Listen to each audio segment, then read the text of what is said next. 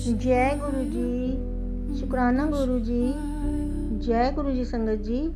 आज हम गुरु जी के असीम कृपा से श्री शिव महापुराण की सिद्धेश्वर संहिता का 11वां अध्याय सुनेंगे।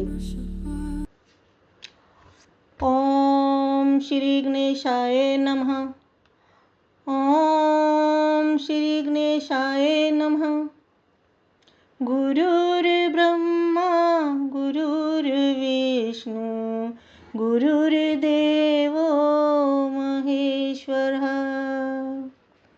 गुरुर्ब्रह्मा गुरुर्विष्णु गुरुर्देवो महेश्वरः। गुरुर्साक्षात् परब्रह्म तस्मै श्री गुरवे नमः। गुरुर्साक्षात् परब्रह्म तस्मै श्री गुरवे नमः। शिवलिंग की स्थापना, उसके लक्षण और पूजन की विधि का वर्णन तथा शिव पद की प्राप्ति कराने वाले सत्कर्मों का विवेचन। ऋषिगण बोले, हे सूत जी, शिवलिंग की स्थापना कैसे करनी चाहिए, उसका लक्षण क्या है तथा उसकी पूजा कैसे करनी चाहिए, किस देश काल में करनी चाहिए और किस द्रव्य के द्वारा उसका निर्माण होना चाहिए। सूत जी बोले, हे महर्षियों, मैं आप लोगों के लिए इस विषय का वर्णन करता हूँ। ध्यान देकर समझिए। अनुकूल एवं शुभ समय में किसी पवित्र तीर्थ में अथवा नदी आदि के तट पर अपनी रुचि के अनुसार ऐसी जगह शिवलिंग की स्थापना करनी चाहिए जहाँ नित्य पूजन हो सके। पार्थिव द्रव्य से, जलमय द्रव्य से अथवा धातुमय पदार्थ से अपनी रुचि के अनुसार कल्पोक्त लक्षणों से युक्त शिवलिंग का निर्माण करके उसकी पूजा करने से उपासक को उस पूजन का पूरा फल प्राप्त होता है। संपूर्ण शुभ लक्षणों से युक्त शिवलिंग तत्काल पूजा का फल देने वाला होता है। यदि चल प्रतिष्ठा करनी हो तो इसके लिए छोटा सा शिवलिंग, और यदि अचल प्रतिष्ठा करनी हो तो स्थूल शिवलिंग श्रेष्ठ माना जाता है। उत्तम लक्षणों से युक्त पीठ सहित शिवलिंग की स्थापना करनी चाहिए। शिवलिंग का पीठ मंडलाकार, गोल, चकोर, त्रिकोण अथवा खटवांग के आकार का, ऊपर गोल तथा आगे लंबा होना चाहिए। ऐसा लिंग पीठ महान फल देने वाला होता है। पहले मिट्टी, प्रस्तर आदि से अथवा लोहे आदि से शिवलिंग का निर्माण करना चाहिए। जिस द्रव्य से शिवलिंग का निर्माण हो उसी से उसका पीठ भी बनाना चाहिए। यही स्थावर अचल प्रतिष्ठा वाले शिवलिंग की विशेष बात है। चल प्रतिष्ठा वाले शिवलिंग में भी लिंग और पीठ का एक ही उपादान होना चाहिए, किंतु बाण लिंग के लिए यह नियम नहीं है। लिंग की लंबाई निर्माणकर्ता के 12 उंगल के बराबर होनी चाहिए। ऐसा ही शिवलिंग उत्तम कहा गया है। इससे कम लंबाई हो तो फल में कमी आ जाती है, अधिक हो तो कोई दोष नहीं है। चरलिंग में भी वैसा ही नियम है। उसकी लंबाई कम से कम कर्ता के 1 अंगुल के बराबर होनी चाहिए। पहले शिल्प शास्त्र के अनुसार एक विमान या देवालय बनवाएं जो देवगणों की मूर्तियों से अलंकृत हो। उसका गर्भगृह बहुत ही सुंदर, सुदृढ़ और दर्पण के समान स्वच्छ हो। उसे 9 प्रकार के रत्नों से विभूषित किया गया हो। उसमें पूर्व और पश्चिम दिशा में 2 मुख्य द्वार हों। उसमें पूर्व और पश्चिम दिशा में 2 मुख्य द्वार हों। जहाँ शिवलिंग की स्थापना करनी हो उस स्थान के गर्त में नीलम, लाल रतन, वैद्युर्य, श्याम रतन, मरकत, मोती, मूंगा, गोमेद और हीरा, इन 9 रत्नों को तथा अन्य महत्वपूर्ण द्रव्यों को वैदिक मंत्रों के साथ छोड़ें। सद्योजात आदि 5 वैदिक मंत्रों द्वारा शिवलिंग का 5 स्थानों में क्रमशः पूजन करके अग्नि में हविष्य की अनेक आहुतियां दें और परिवार सहित मेरी पूजा करके गुरु स्वरूप आचार्य को धन तथा भाई बंधुओं को अभिलषित वस्तुओं से संतुष्ट करें। याचकों को जड़, सुवर्ण, गृह एवं भू संपत्ति तथा चेतन गौ आदि वैभव प्रदान करें। स्थावर जंगम सभी जीवों को यत्नपूर्वक संतुष्ट करके एक गड्ढे में सुवर्ण तथा 9 प्रकार के रत्न भरकर सद्योजात आदि वैदिक मंत्रों का उच्चारण करके परम कल्याणकारी महादेव जी का ध्यान करें। तत्पश्चात नाद घोष से युक्त महामंत्र ओंकार का उच्चारण करके उक्त गड्ढे में शिवलिंग की स्थापना करके उसे पीठ से संयुक्त करें। इस प्रकार पीठ युक्त लिंग की स्थापना करके उसे नित्य लेप दीर्घ काल तक टिके रहने वाले मसाले से जोड़कर स्थिर करें। इसी प्रकार वहाँ पंचाक्षर मंत्र से परम सुंदर वेर मूर्ति की भी स्थापना करनी चाहिए। सारांश यह है कि भूमि संस्कार आदि की सारी विधि जैसी लिंग प्रतिष्ठा के लिए कही गई है वैसी ही वेर मूर्ति प्रतिष्ठा के लिए भी समझनी चाहिए। अंतर इतना ही है कि लिंग प्रतिष्ठा के लिए प्रणव मंत्र के उच्चारण का विधान है, परंतु वेर की प्रतिष्ठा पंचाक्षर मंत्र से करनी चाहिए। जहाँ लिंग की प्रतिष्ठा हुई है वहाँ भी उत्सव के लिए और बाहर सवारी निकालने आदि के निमित्त वेर मूर्ति को रखना आवश्यक है। वेर को बाहर से भी लिया जा सकता है, उसे गुरुजनों से ग्रहण करें। बाह्य वेर वही लेने योग्य हैं जो साधु पुरुषों द्वारा पूजित हों। इस प्रकार लिंग में और वेर में भी की हुई महादेव जी की पूजा शिव पद प्रदान करने वाली होती है। स्थावर और जंगम के भेद से लिंग भी 2 प्रकार का कहा गया है। वृक्ष, लता आदि को स्थावर लिंग कहते हैं और कृमि, कीट आदि को जंगम लिंग। सींचने आदि के द्वारा स्थावर लिंग की सेवा करनी चाहिए और जंगम लिंग को आहार एवं जल आदि देकर तृप्त करना चाहिए। उन स्थावर जंगम जीवों को सुख पहुँचाने में अनुरक्त होना भगवान शिव का पूजन है, ऐसा विद्वान पुरुष मानते हैं। इस प्रकार चराचर जीवों को भी भगवान शंकर के प्रतीक मानकर उनका पूजन करना चाहिए। सभी पीठ प्रकृति जगदम्बा का स्वरूप हैं और समस्त शिवलिंग चैतन्य स्वरूप हैं। जैसे भगवान शंकर देवी पार्वती को गोद में बिठाकर विराजते हैं, उसी प्रकार यह शिवलिंग सदा पीठ के साथ ही विराजमान होता है। इस तरह महालिंग की स्थापना करके विविध उपचारों द्वारा उसका पूजन करें। अपनी शक्ति के अनुसार नित्य पूजा करनी चाहिए तथा देवालय के पास ध्वजारोपण आदि करना चाहिए। इस प्रकार साक्षात शिव का पद प्रदान करने वाले लिंग की स्थापना करें अथवा चारलिंग में षोडश उपचारों द्वारा यथोचित रीति से क्रमशः पूजन करें। यह पूजन भी शिव पद प्रदान करने वाला है। आवाहन, आसन, अर्घ्य, पाद्य, पाद्यांग, आचमन, अभ्यंग पूर्वक स्नान, वस्त्र, गंध, पुष्प, धूप, दीप, नैवेद्य, तांबूल समर्पण, नीराजन, नमस्कार और विसर्जन, ये 16 उपचार हैं। अथवा अर्घ्य से लेकर नैवेद्य तक विधिवत पूजन करें।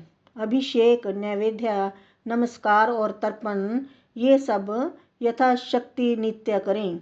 इस तरह किया हुआ शिव का पूजन शिव पद की प्राप्ति कराने वाला होता है। अथवा किसी मनुष्य के द्वारा स्थापित शिवलिंग में, ऋषियों द्वारा स्थापित शिवलिंग में, देवताओं द्वारा स्थापित शिवलिंग में, अपने आप प्रकट हुए स्वयं भूलिंग में अथवा अपने द्वारा नूतन स्थापित हुए शिवलिंग में भी उपचार समर्पण पूर्वक जैसे तैसे पूजन करने से या पूजन की सामग्री देने से भी मनुष्य ऊपर जो कुछ कहा गया है वह सारा फल प्राप्त कर लेता है। क्रमशः परिक्रमा और नमस्कार करने से भी शिवलिंग शिव पद की प्राप्ति कराने वाला होता है। यदि नियम पूर्वक शिवलिंग का दर्शन मात्र कर लिया जाए तो वह भी कल्याणप्रद होता है। मिट्टी, आटा, गाय के गोबर, फूल, कनेर पुष्प, फल, गुड़, मक्खन, भस्म अथवा अन्न से भी अपनी रुचि के अनुसार शिवलिंग बनाकर तदनुसार उसका पूजन करें। कुछ लोग हाथ के अंगूठे आदि पर भी पूजा करना चाहते हैं। लिंग का निर्माण कहीं भी करने में किसी प्रकार का निषेध नहीं है। भगवान शिव सर्वत्र ही भक्त के प्रयत्न के अनुसार फल प्रदान कर देते हैं। अथवा श्रद्धा पूर्वक शिव भक्त को शिवलिंग का दान या लिंग के मूल्य का दान करने से भी शिवलोक की प्राप्ति होती है। अथवा प्रतिदिन 10,000 प्रणव मंत्र का जप करें। अथवा दोनों संध्याओं के समय 1,000 प्रणव का जप किया करें। यह कर्म भी शिव पद की प्राप्ति कराने वाला है, ऐसा जानना चाहिए। जप काल में मकारांत प्रणव का उच्चारण मन की शुद्धि करने वाला होता है। समाधि में मानसिक जप का विधान है तथा अन्य सब समय उपांशु जप ही करना चाहिए। नाद और बिंदु से युक्त ओंकार के उच्चारण को विद्वान पुरुष समान प्रणव कहते हैं। यदि प्रतिदिन आदर पूर्वक 10,000 पंचाक्षर मंत्र का जप किया जाए अथवा दोनों संध्याओं के समय 1,000 का ही जप किया जाए तो उसे शिव पद की प्राप्ति कराने वाला समझना चाहिए। ब्राह्मणों के लिए आदि में प्रणव से युक्त पंचाक्षर मंत्र अच्छा बताया गया है। फल की प्राप्ति के लिए दीक्षा पूर्वक गुरु से मंत्र ग्रहण करना चाहिए। कलश से किया हुआ स्नान, मंत्र की दीक्षा, मातृकाओं का न्यास, सत्य से पवित्र अंतःकरण वाला ब्राह्मण तथा ज्ञानी गुरु इन सब को उत्तम माना गया है। द्विजों के लिए नमः शिवाय के उच्चारण का विधान है। द्विजेतरों के लिए अंत में नमः पद के प्रयोग की विधि है। यथार्थ वे शिवाय नमः इस मंत्र का उच्चारण करें। स्त्रियों के लिए भी कहीं कहीं विधि पूर्वक अंत में नमः जोड़कर उच्चारण का ही विधान है। यथार्थ कोई कोई ऋषि ब्राह्मण की स्त्रियों के लिए नमः पूर्वक शिवाय के जप की अनुमति देते हैं। यथार्थ वे नमः शिवाय का जप करें। पंचाक्षर मंत्र का 5 करोड़ जप करके मनुष्य भगवान सदाशिव के समान हो जाता है। 1, 2, 3 अथवा 4 करोड़ का जप करने से क्रमशः ब्रह्मा, विष्णु, रुद्र तथा महेश्वर का पद प्राप्त होता है। अथवा मंत्र में जितने अक्षर हैं उनका पृथक पृथक 1-1 लाख जप करें अथवा समस्त अक्षरों का एक साथ ही जितने अक्षर हों उतने लाख जप करें। इस तरह के जप को शिव पद की प्राप्ति कराने वाला समझना चाहिए। यदि 1,000 दिनों में प्रतिदिन 1,000 जप के क्रम से पंचाक्षर मंत्र का 10 लाख जप पूरा कर लिया जाए और प्रतिदिन ब्राह्मण भोजन कराया जाए तो उस मंत्र से अभीष्ट कार्य की सिद्धि होती है। ब्राह्मण को चाहिए कि वह प्रतिदिन प्रातःकाल 1008 बार गायत्री का जप करें। ऐसा होने पर गायत्री क्रमशः शिव का पद प्रदान करने वाली होती है। वेद मंत्रों और वैदिक सूक्तों का भी नियम पूर्वक जप करना चाहिए। एक अक्षर मंत्र 10,000, दशार्ण मंत्र 1,000, 100 से कम अक्षर वाले मंत्र 100 और उससे अधिक अक्षर वाले मंत्र यथाशक्ति 1 से अधिक बार जपने चाहिए। वेदों के पारायण को भी शिव पद की प्राप्ति कराने वाला जानना चाहिए। अन्य जो बहुत से मंत्र हैं उनका भी जितने अक्षर हों उतने लाख जप करना चाहिए। एक अक्षर मंत्र को उसी प्रकार करोड़ की संख्या में जपना चाहिए। अधिक अक्षर वाले मंत्र 1000 की संख्या में भक्ति पूर्वक जपने चाहिए। इस प्रकार जो यथाशक्ति जप करता है वह क्रमशः शिव पद प्राप्त कर लेता है। अपनी रुचि के अनुसार किसी एक मंत्र को अपनाकर मृत्यु पर्यंत प्रतिदिन उसका जप करना चाहिए, अथवा ओम इस मंत्र का प्रतिदिन 1 सहस्त्र जप करना चाहिए। ऐसा करने पर भगवान शिव की आज्ञा से संपूर्ण मनोरथों की सिद्धि होती है। जो मनुष्य भगवान शिव के लिए फुलवाड़ी या बगीचे आदि लगाता है तथा शिव के सेवा कार्य के लिए मंदिर में झाड़ने बुहारने आदि की व्यवस्था करता है, वह इस पुण्य क्रम को करके शिव पद प्राप्त कर लेता है। भगवान शिव के जो काशी आदि क्षेत्र हैं उनमें भक्ति पूर्वक नित्य निवास करें। वे जड़ चेतन सभी को भोग और मोक्ष देने वाले होते हैं। अतः विद्वान पुरुष को भगवान शिव के क्षेत्र में मृत्यु पर्यंत निवास करना चाहिए।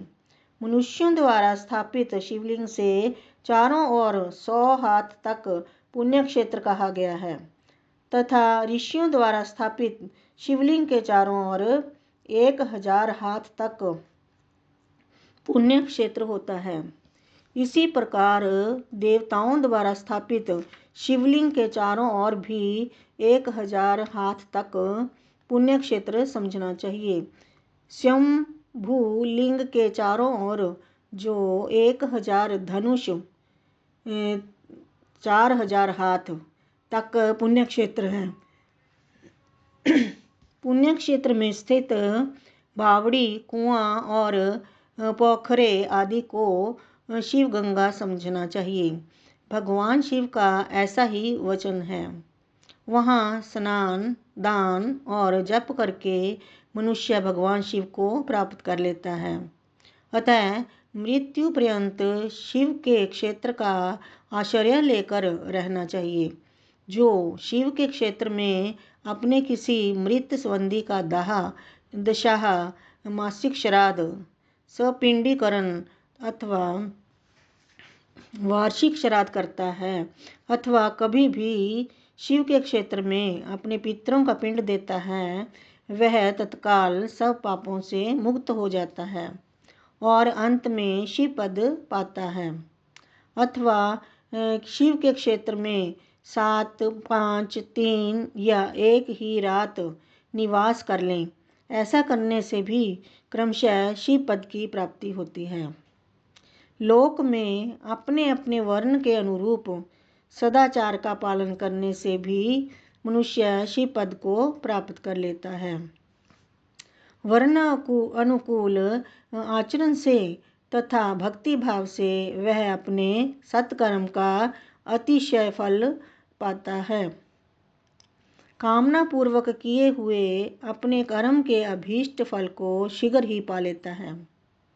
निष्काम भाव से किया हुआ सारा कर्म साक्षात शिव पद की प्राप्ति कराने वाला होता है। दिन के 3 भाग होते हैं, प्रातः, मध्याह्न और सायंहन। इन तीनों में क्रमशः एक एक प्रकार के क्रम का संपादन किया जाता है। प्रातःकाल को शास्त्र विहित नित्य कर्म के अनुष्ठान का समय जानना चाहिए। मध्याह्न काल सकाम कर्म के लिए उपयोगी है तथा सायंकाल शांति कर्म के लिए उपयुक्त है, ऐसा जानना चाहिए। इसी प्रकार रात्रि में भी समय का विभाजन किया गया है। रात के 4 प्रहरों में से जो बीच के 2 प्रहर हैं उन्हें निशीथ काल कहा गया है। विशेषतः उस काल में की हुई भगवान शिव की पूजा अभीष्ट फल को देने वाली होती है। ऐसा जानकर कर्म करने वाला मनुष्य यथोक्त फल का भागी होता है। विशेषतः कलयुग में कर्म से ही फल की सिद्धि होती है। अपने अपने अधिकार के अनुसार ऊपर कहे गए किसी भी कर्म के द्वारा शिव आराधन करने वाला पुरुष यदि सदाचारी है और पाप से डरता है तो वह उन कर्मों का पूरा पूरा फल अवश्य प्राप्त कर लेता है। ऋषिगण बोले, हे सूत जी, अब आप हमें पुण्य क्षेत्र बताइए जिनका आश्रय लेकर सभी स्त्री पुरुष शिव पद प्राप्त कर लें। हे सूत जी, हे योगी वरों में श्रेष्ठ शिव क्षेत्रों तथा सेवागमों शिव विषयक शास्त्रों का भी वर्णन कीजिए। सूत जी बोले, हे ऋषियों, सभी क्षेत्रों और आगमों का वर्णन श्रद्धा पूर्वक सुनिए। इस प्रकार श्री शिव महापुराण के अंतर्गत प्रथम विद्वेश्वर संहिता में शिवलिंग की पूजा आदि का वर्णन नामक 11वां अध्याय पूर्ण हुआ। जय गुरु जी। ओम नमः शिवाय। शिव जी सदा सहाय। ओम नमः शिवाय। गुरु जी सदा सहाय।